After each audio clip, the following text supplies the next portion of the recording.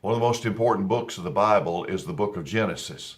And if you get that book down and understand it, it lays a wonderful foundation to be able to understand the rest of the panorama of the Bible. In the very first chapter of Genesis says, "In the beginning, God." And that tells us a lot in itself, because the book of the Bible is not a book about us. It's about God. And it tells us that God pre-existed before anything was ever made. He is the self-existent one. He is the eternal God. He has always been and always will be.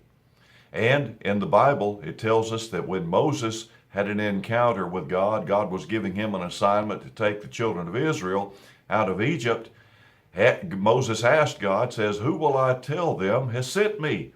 And God says, "You tell them, I am hath sent thee." The great I am, the self-existent one, the eternal God. In the New Testament, Jesus referred to himself as the great I am. He said, "I am the door, and if any man enters through me, he shall be saved and go in and out and find pasture."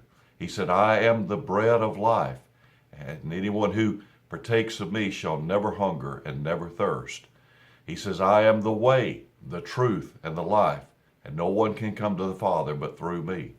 So Jesus in himself is declaring himself as God, and God is self-existent. He is eternal.